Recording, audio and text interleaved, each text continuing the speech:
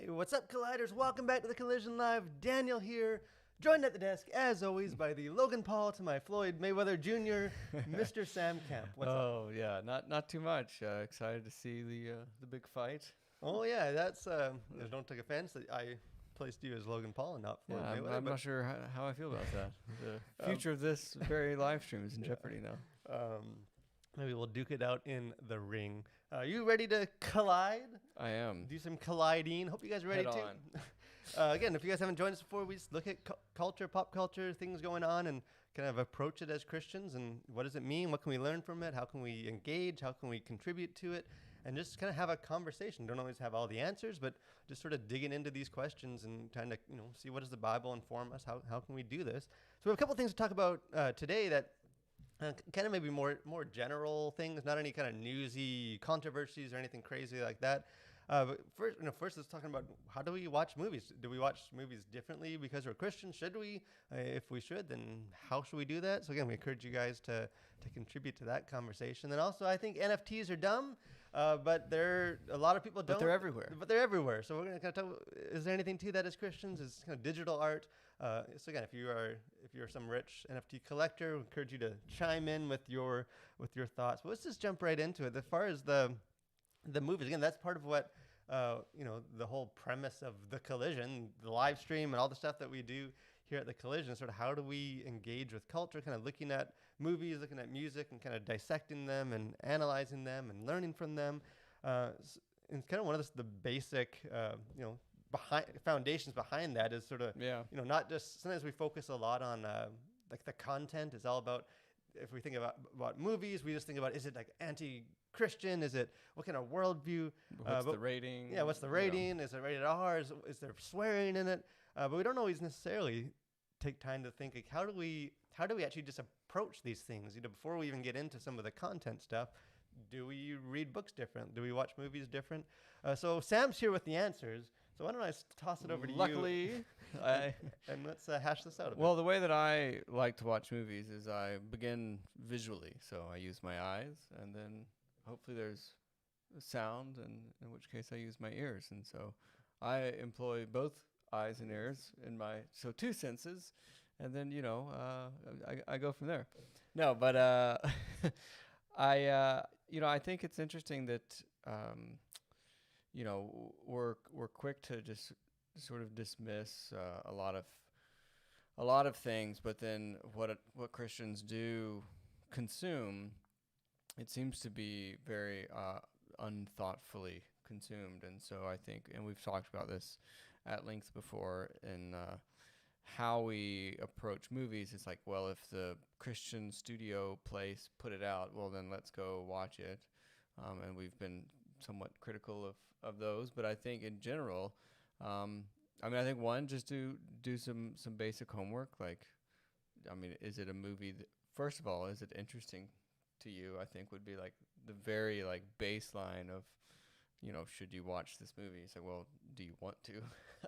Is it interesting? Is it like a buzzy? Or is it relevant? Is it relevant? Is it something that people that is getting buzz, or people are talking about, or it's kind of spawning conversations that maybe it's important for Christians to be able to contribute to? And to see, is it is it something that's worth your time, and not necessarily because it's like it doesn't, every movie doesn't necessarily have to be your favorite movie, but I think we watch movies that, we may never watch again, but we feel like, okay, well, it seems like we should watch this because everyone's talking about it. Like, maybe it's raising some interesting questions. Like, the reviews have been interesting. That's how I felt actually about the Joker.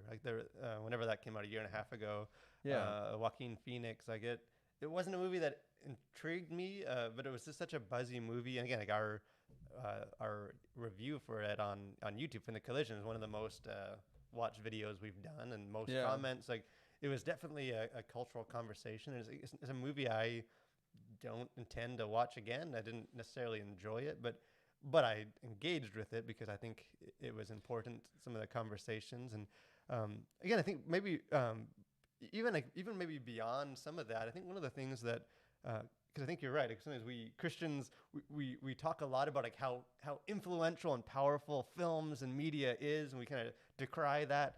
But then when we actually watch films, we usually do it almost like very casually, or we don't necessarily you don't come at it watch critically as though that's true. Right. It's and again, we've talked about some of that too, just sort of how oftentimes we just use like a rating system as a crutch to just say, well, okay, if it's PG-13, I'll go watch it, but if it's R, I won't. When actually you could be doing more harm to yourself or to your kids if it's like, oh, well, it's PG, like of course it's fine for the kids, but with no consideration for the content of the film and what's the worldview, like how are they approaching these different topics. There may not be any swearing in it, but that doesn't mean that it's like just because they're not good for you. You know, there might not be just a barrage of F-bombs worth watching. But a rating system doesn't know if it's preaching, wholesome values, or if it's really just hammering kids over some very progressive or very kind of anti-biblical stuff. It's not concerned with that. It's just, hey, they don't use the F word while they're doing that. But again, I think it is a balance, because I think there's on the one side, we have to be critical. We have to think through and kind of prepare. But on the other side, I think there's also like room or almost necessity to actually enjoy it. Like, it's not just homework. And I think if we reduce it to every time we watch a movie, it's just pure cultural homework, and we got our pen and paper, and we're only watching to try and parse every word to see what worldview lurks behind it. In some ways, we're going to end up missing the power of the film, because that's like the average audience and stuff isn't doing that. Like, they're receiving the film as a film, and I think kind of to understand some of and just to appreciate if it's a good film. Right. There is some freedom for Christians to just enjoy the film, even as they're preparing and kind of taking note and analyzing. One of the verses that I use, again, there's lots of like cultural kind of guidelines and stuff, but one of the ones that I come back to a lot for questions like this is Matthew 10:16, where it says, "Behold, I am sending you out as sheep in the midst of wolves, so be wise as serpents and innocent as doves." And I think that's, again, he's not talking about entertainment in that verse, but just sort of that balance between, like, be wise, be cunning, be aware, engage, go into these hard places and kind of analyze what's going on, but also be blameless. Don't compromise your own integrity or holiness by just filling your mind and eyes with this garbage just for the sake of cultural engagement. But what are some like practical things? Like, what are some ways like? Well, I mean, I think, like you said, one, just do some homework, and like, does it look like a film that's going to be, worth watching? Is it just going to be filled with a bunch of garbage that's really not worth wading through to get whatever message or enjoyment you're supposed to get out of the film? So know that in advance, I think, of the movie. Like, don't just go in blind.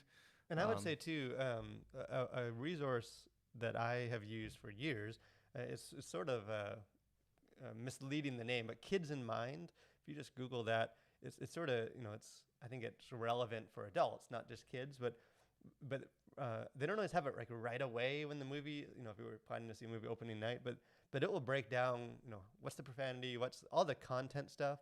Yeah. They won't necessarily tell you if it's going against biblical teaching. I don't really know I don't think that it's a religious-based organization, but as far as just like, hey, I'm going to go to the movie theater, sometimes I'll check something like that just to, hey, is this a movie that I want to necessarily see in theater, or do I want to wait?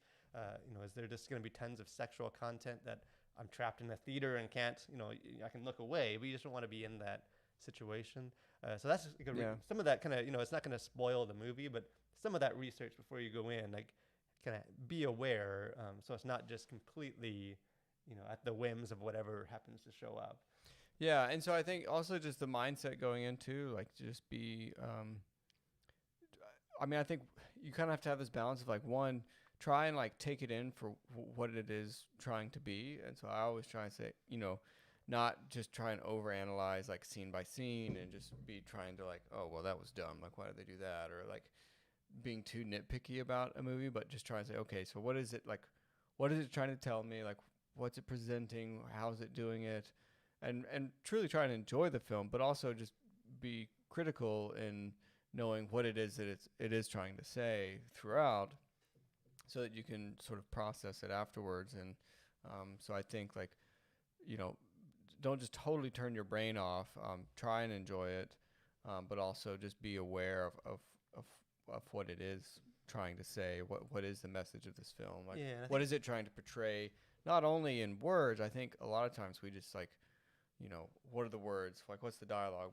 But there's a lot of communication, and that's what I love about movies. Is there's a lot of communication visually, and so like the way this camera is framing the shot can also speak to the emotion of the character and all this other stuff. And so I think there's a lot happening, a lot more nuance happening in films that I think oftentimes we just try and think, well, what are the characters saying? What's the plot line?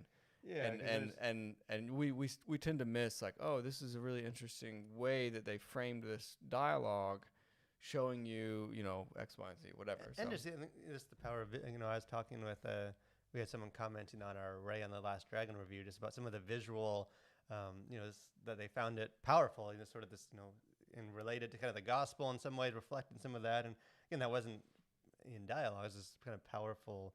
Visuals. And here's I wrote an article about this, how to watch movies, I think last year, and kind of my 5 steps, and we don't need to go into all of them because we've already kind of touched on them, but first step was enjoy them, receive what the film has to offer, enjoy good films, prepare, kind of do your homework, you don't need to spoil yourself necessarily, but have some awareness of what you're going into, what you're going to watch.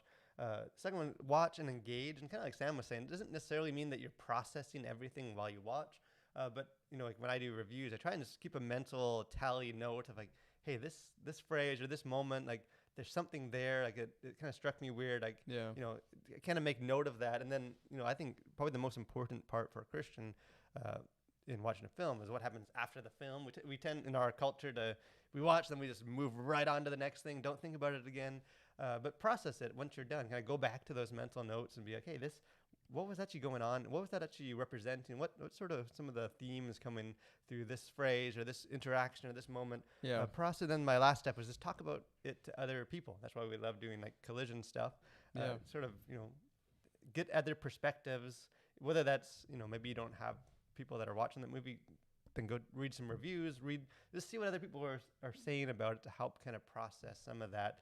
And just kind of be engaged with it. Yeah, no, I think that's a great list, and you lay that out too in your article that you wrote about how to watch movies, how to engage with movies, and I think it's just a good reminder, and maybe you're someone who already does these things, but I think it's good to be reminded to kind of keep doing those things when you're watching films and engaging with movies, and the same applies, I would say, for television, any sort of visual media, and I think talking about it with people is a key part of that often gets overlooked because we just maybe didn't see it with anybody, so you just watch it and it's like, oh, that was nice, and tuck it away. And that's such a part of our culture too. It's just sort of like, I mean, even if you look at like TikTok or Instagram stories, it's all like, these digestible 5-second things, and it's like there's no consequence. You're just kind of like in one ear out the other, and there's no processing of what you're seeing, and it's almost because it's, we won't go down that sort of rabbit trail of social media, but I think that makes us less likely to process films. Yeah, and even process because I think a lot of people do talk about, like, me and my wife always talk about, hey, I like this part of the movie. Like, we talk about the films, but to kind of push yourself to also start asking questions like, hey, but what was kind of going on? Like, what were some of the messaging, the worldviews, for good or bad, and kind of push yourself to have those sort of conversations. But again, let us know if you guys have any ways that you guys approach film, any strategies or techniques that you have to kind of to guard yourself while also kind of being wise and going into it. Next part of our live stream, we have pop culture news.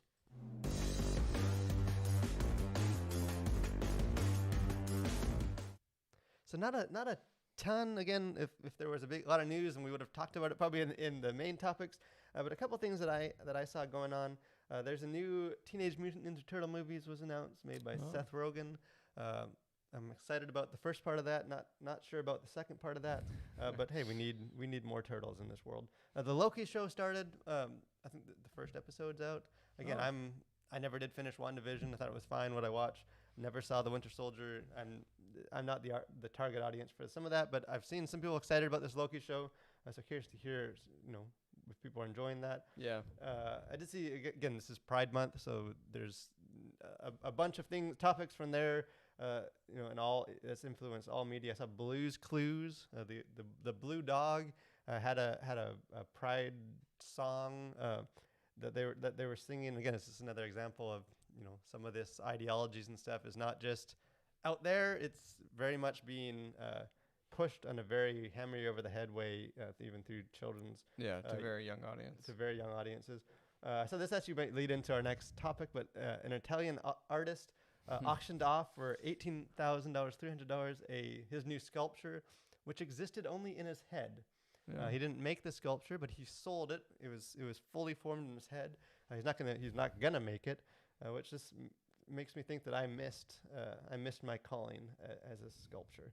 And the last thing I saw is Chris Hemsworth, Thor himself. He is filming the new Hulk Hogan biopic, and they just released a picture of him with his physique. And I don't know if you have seen this, but I did. I have. You missed need this. It is a spiritual experience. This guy is a cartoon character. His arms are so big, and it makes me want to do better in the gym myself. But anything on that stands out before we move on? Well, I couldn't help but notice a few glaring omissions from pop culture news. One, John Mayer released a new single on his Sob Rock album that's coming out next month. So I think his Last Train Home. I feel like Sob Rock feels like the kind of title I'd be into when I was like 19 and in touch with my emotional side. It's definitely pulling on those heartstrings. And then secondly, Jeremy Clarkson's of Top Gear and Grand Tour fame is releasing his Clarkson's Farm show, where he attempts to be a farmer in the Cotswolds, and that comes out on Amazon Prime Video Friday, I think. So there is not a single part of that in any way huge things happening, but I just feel like it would be a shame to let this moment pass and not recognize the great weight that Clarkson brings to pop culture. So Sam will be having a review of that on the channel shortly for no one to watch. Speaking of things that I think are maybe nothing, things that speaking of invisible art, invisible anomalies, NFTs. This is I'm not going to pretend to be able to really explain it. I don't think anyone really can explain it. You can Google it. A non-fungible token. Yeah, fungible. Fungible. See, there we go. But again, it's all the craze. It's sort of this kind of being billed as this new, the future of sort of digital art. Again, you're kind of selling like a signature of authenticity that you own this digital thing. For the most part, you don't own the copyright. You don't actually own the thing, whether it's like a digital picture or a GIF or a tweet or a song, but you have it in your crazy currency crypto area that you have the signature that you can say, hey, I own that. Everyone else is tweeting out. Anyone can access it at any time, but I own the original. Again, I think they're dumb. I don't understand them. Sam's a little more optimistic or on board. Maybe he understands them more than I do. But I did think it was kind of, this has been going on for a while. This is, maybe it seems like sort of this nothing topic. But I think it's interesting even just as Christians, why this is sort of blowing up. And again, I think in a larger sense, it's sort of another manifestation of sort of this digital world we live in. What are we, we had a conversation the other day just about like physical books and bookstores and what's the future of that. And I just think that this NFT craze kind of explosion is in some ways just a reflection of that. Of like, we live in this digital world that's stripping away a lot of sort of the tangible physical connection to things. And we're trying to fill that void by finding digital ways. So what do you think? I feel like there's a lot of different directions this can go, and I think there's a lot of things to be said about NFTs and their uses and viability and the future of digital media and stuff. But I think one aspect I feel like that this brings out is the need I think that this is trying to fill in bringing meaning to digital life, right? And so like I kind of mentioned earlier, just the sort of brain deadness that happens if you're like going through TikTok or Instagram or really any social media, any online platform. There's a certain amount of just commoditization of everything.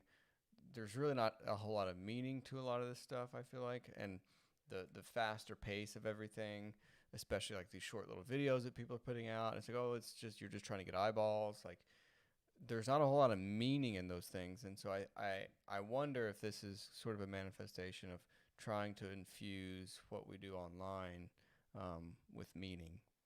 So Yeah. I don't know if that's That's kind of true what or not, but again, at times there's so many different angles, and that I think different people will see different things and why these digital, NFTs or any similar stuff is important. yeah, But again, that's kind of why I thought this was, as Christians, at least something to be aware of or to kind of try and understand, because it is. I think it is a search for meaning, and even just a search for something that's real. It's interesting. I was doing like I spoke at the Billy Graham Cove a couple weeks ago, and kind of talking on the next generations, millennials, which we are both millennials, and Gen Z and on down, and it's a lot of the words that they, our generation self-identify with is like authenticity, or we need something real, or like all the stuff that defines this generations are very much something that we can grasp, and it's true and it's authentic, and but then you look at like the world that we're actually living in, and it's becoming increasingly the opposite of that. And I don't know if it's like a chicken and egg thing, if we want something real because there's less of it in the world, or like how that works.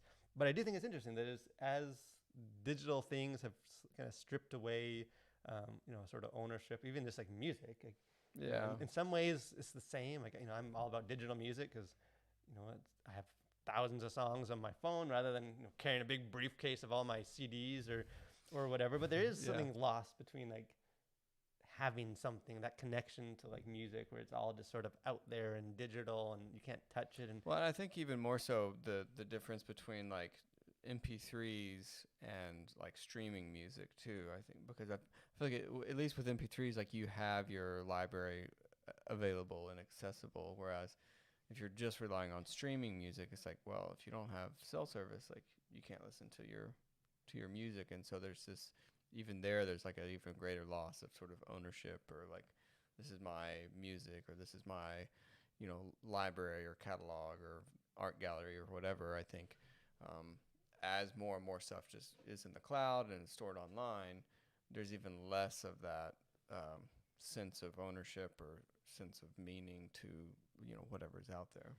Yeah, and I think like the NFTs, like it's sort of framed as this huge cultural revolution, and it's it's all the rage these days. And at least as of now, like it's you see these this digital art or some LeBron James dunk GIF or something, like selling for $20,000, $30,000, $1 million, tens of millions of dollars. Like it's in a large part, like, it hasn't necessarily trickled down to like I don't own a $30 million NFT yet. I got my eye on a few, but so as of now, it's still sort of just like the digital version of like the elite's art collection, where it's more, I think, kind of this cultural currency, and they're just swooping it up. They got money to spend, and they're investing, hoping that one day it will be worth something if this turns out. If not, they have their pocketbooks are fine. So I don't know if it's quite as like mainstream, even though it's talked about all the time, just because the stuff that matters is well out of the price range of the average person. Like I can't buy an NFT of a Taylor Swift song. I don't have the budget for that, or the desire. But but I do think that the mindset though, and like maybe there are cheap NFT. I know like lesser known artists and stuff. Maybe I don't know if there'll be enough weight, like value behind to make people want to do that. Yeah, I mean, I think the one area that I feel like it maybe makes more sense in is supporting like up and coming artists that you already like, or that you're already interested in the stuff that they're doing. And I think it could be a way to support them early on. And of course, everyone wants to own like a young Picasso, before he's Picasso or something. And so I think there's some of that happening. So, young artists who are putting out NFTs, like, if they show promise and if, their career continues, and, maybe you can get it on the ground floor. But I think it's also another way to support artists who, in the music industry, there's a lot of difficulty, making money and that kind of stuff, and everybody losing royalties to streaming platforms. And so I can kind of see it as a way to support artists you love by buying NFTs of whether it's their songs or their artwork.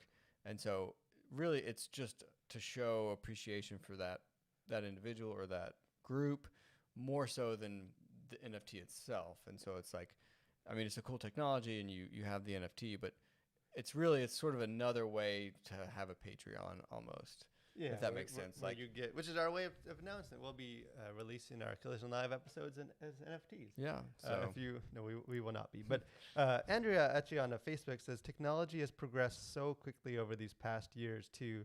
I think that is a huge part of it. I think technology has been changing obviously rapidly for a while. I remember as a kid my parents getting the first cell phone. Like I'm 34, but yeah. But I was kind of on the cusp with some of that where now my kids can break into my phone and purchase kids games and stuff. Like they're more digital natives. But I think like the quickness, I mean, at least it seems to me like the quickness of it is ramped up so much that I think things like this craze, like the NFTs, is like, because technology and all this stuff is changing so fast, there's really not time to really like sit back and think about it, or like it's sort of like, okay, we got to jump in now or you're going to miss your chance. Like it's very much whatever's new. Like, well, it's sort of the gold rush over and over again, right? Like it's like, oh, well, there's gold in those hills. So like go get it while you can. And whether it's NFTs or I'm trying to think of what has been another one that's happened recently. I feel like there was something. Well, I mean, even obviously like Bitcoin, just blockchain cryptocurrency, or even stuff. Just like streaming, like like not necessarily as much from a consumer perspective, but from an industry, it's sort of you got to kind of decide you're going to pour all your money into streaming, and you got to kind of decide pretty quick that like the theater model is on its way out, because if you wait, then you turn out to be wrong, then you're toast. But I think a lot of this change and what's valuable is driven kind of by this, like things are changing so fast that we don't process. We just you gotta act. Which I think kind of brings us back around to like, I do think theaters will still be around. I think they'll reinvent themselves. I think bookstores, like used independent bookstores, will still be around for years to come, and I think they're going to continue to be a cool place to go. And so I think there's a lot of this, I think, just comes in cycles as well. So I think, everybody gets crazy about one particular thing and they just go on with that. But I think it'll come back around again as people desire more and more of that, like, community, sense of place, sense of being. And I think they're going to find that in physical spaces as well. And so, I mean, I think we're a long way off from just sort of all existing online, although, much of our lives are online these days. And even like, people predicted the demise of the physical book. And I think it's, you go into a bookstore and it's almost mostly trinkets and, stuff besides books. There is some of Lego architecture.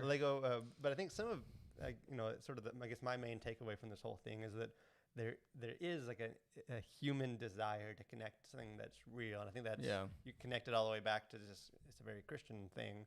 And I think even as the world's becoming more digital, you see the culture still wanting to somehow find a way to make it a tangible connection. Yeah, there's still that anchor point to it somehow, whether it's digital or not. Like there has to be that sort of anchoring it in the real, the authentic. Yeah, and even just having that connection to the actual person that made this thing, even if it's a digital thing that that you can't touch.